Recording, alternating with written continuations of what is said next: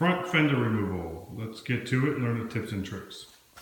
It's on the side of my car right now, so we're going to walk over there.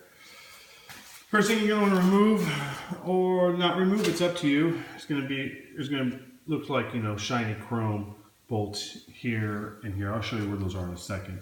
On the top, and there's one on the bottom as well. They both look like, you know, just fancy top. You can see it. I can't explain it. I'll show it to you. But they're just big bolts, and they're supposed to be chromed down on the top and firmly in the bottom. Also, which I thought for somehow, some way, how was I going to do it? I don't want to scratch this too much. I like it. Way up here in the corner are these two bolts. I took that one out, and I was like, how the heck am I supposed to reach this one over here? Well, you don't need to. You don't even need to touch that bottom one to take it out, actually. Same thing's on the other side. Same type of bolts.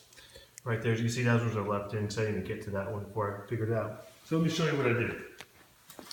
So as we go around, I left one side, one arm on, and the other arm off. So here are those bolts that go into. So that's what I was trying to talk about. That goes on top of the fender. They both should be chrome, actually. This is the bottom. This one takes a little more beating because it's facing the road. And this actuating arm actually goes. Let me get my light for you, as always. This arm goes right where those two bolts are. You can see there's two holes right there. It goes where those bolts in. So all together, now there's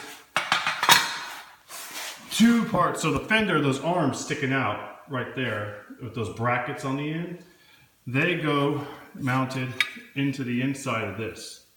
And then all together, those bolts right there mount in. So once you take off the top and bottom bolts, and then take those off the arm, you'll be able to pull it back. And if you want to, you can at that time actually get to those bolts, but it's easy for me to kind of pull it off the car straight out. You do that. All right, so let's talk about what comes with the bolts. So in these two, you should have a washer on each one.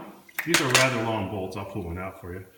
Oh, I forgot, I put them back in. They're pretty long. They're like yay big. Oh, that's not helping you. They're about yay big. They're pretty deep. They go into the frame right here. To make it very sturdy. But the fender though, these fender bolts we're going to talk about. These have an interesting looking washer on the top. Can you see it? Can you get a better glimpse there? All right, it's a curved looking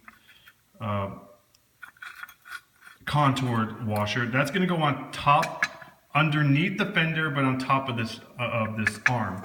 Underneath it, there's just a standard washer with a nut on the bottom. So you're going to make sure you have your curved contoured fancy washer in between the frame and inside the bumper, and your regular washer inside the frame between the bumper and the arm. Same thing on every single bolt.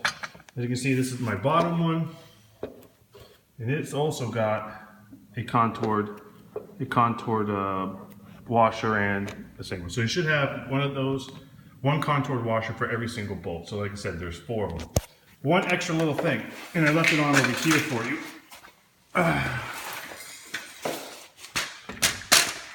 To remove the entire actuating arm, on this case, as you can see there, you can see I took both the bolts out of this one already.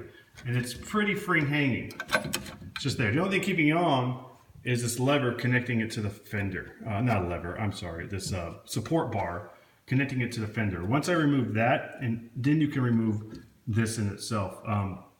Over on the other one, I had removed it earlier to gain access to something, and it just came out. So then I realized, oh, okay, so whatever. And that's just a straight bolt with the self-threading brackets that we've been having throughout the car.